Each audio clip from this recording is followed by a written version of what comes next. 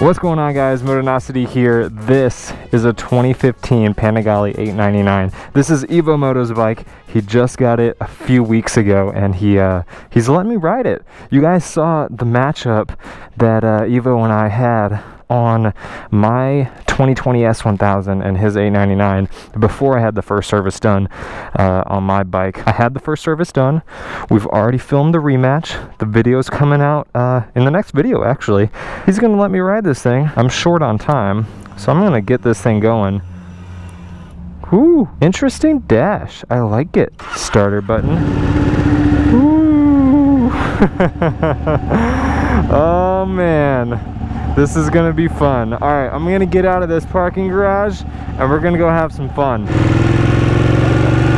Oh my goodness. Man, there's so many freaking sounds going on with this thing. There's whistling and there's blowing and there's vibrating. That's what she said? Jeez, man. Oh, jeez. I swear, like, that whistling has the exact same pitch as a siren. For a second there, I thought that there was an ambulance behind me or something. This is funky. Okay, so we got a lot of information here on this screen, but it's not one of the new fancy screens. This is the 899. It's not the current version. The new version is the 959, and this is, I guess, your mid-level super bike. You're not a 600. You're not the leader bike class, but you know, you're still putting down a lot of power. I think this one's got a claimed like 148. I think on the 959 they bumped it up about 10 horsepower. For reference, my R6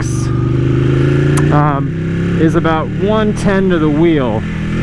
I'm not quite sure what, I don't even know if Yamaha has a claimed number. They probably do. I don't know what it is, but yeah, so you're probably putting about, you know, 30 more horsepower than a modified R6. That's just my rough guesstimate. The leader bikes, of course, of today's age are in the claimed 200 range. All right, so it's in race mode right now because, of course, I told you guys we were having a little fun, and I have no idea where the menu buttons even are on this thing. So I'm not even gonna bother trying to change it. We're just gonna roll with it, and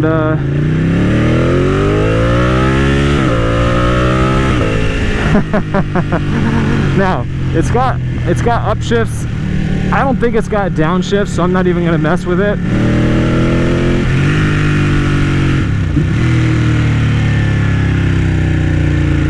Quick shifter is there and ready. I swear, every time you just coming off the throttle, it sounds like a siren. So yeah, this is a 2015 Panigale 899, and I've been really curious to get on this because I have not ridden a mid-level superbike before. I've only ridden 600s and 1000s, or, you know, Ducati's 1000s.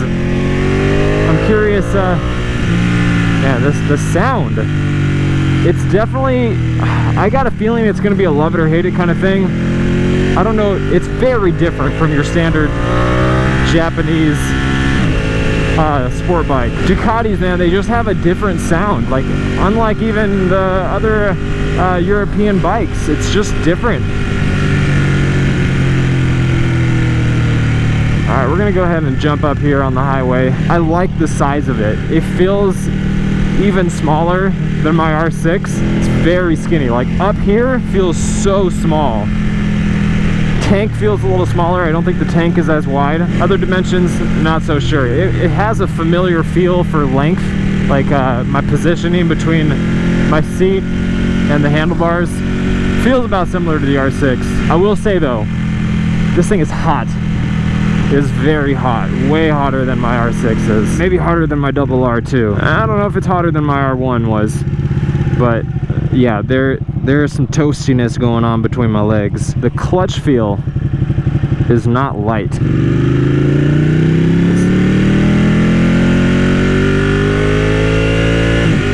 It's not like an issue or anything. Like, it feels solid.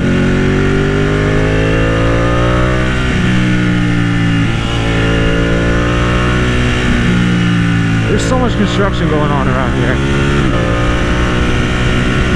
It's very confusing. Yeah, that feels good. That is a solid pull. Noticeably faster than a 600. Oh yeah, that feels good. Switch the highways here a little bit.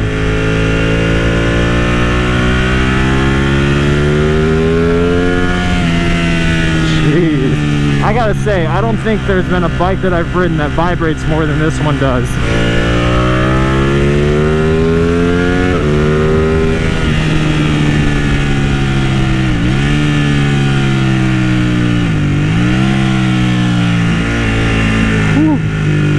Those are some heavy downshifts. I tell you what, man, this sound is no joke. It's got some business to take care of. Full adjustable suspension, obviously. Brembo calipers. I have no idea how much they cost though. My guess, 15 or 16. That's my guess.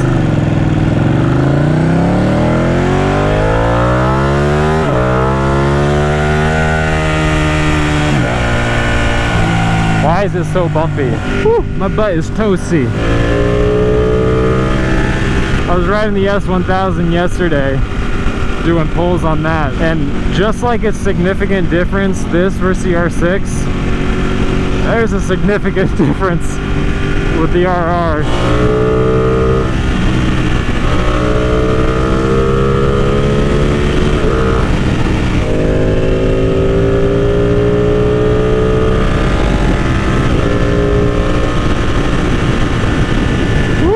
You know, it feels a lot smaller than the R6. I'm not sure what the dry weight is on my R6, but I know the wet weight is around like 415, 420, but my R6 feels a lot lighter, a little bit more nimble too. I think that has to do with how tall this one feels.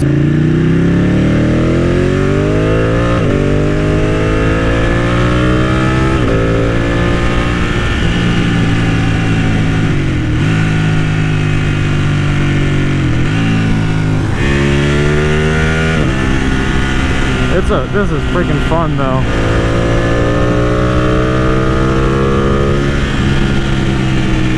Man, there's that sound of like how it feels. It seriously feels like you're just riding on an engine. There's nothing else. But the sound it makes and the heat and the vibrations. It's not a vibration like it feels like stuff is falling apart. It's just like there's a lot going on.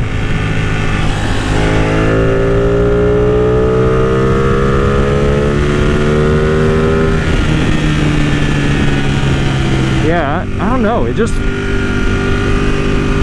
feels light. Like, it doesn't feel heavy, but it just doesn't want to tip over. I'm wondering if he just needs some new tires on here.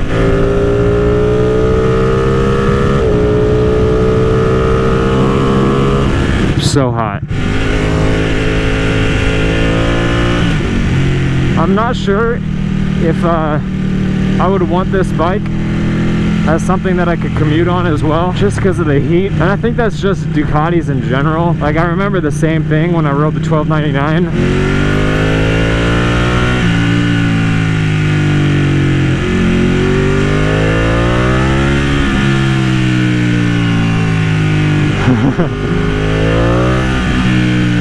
Man, the sound of that V-twin, jeez. It is nice.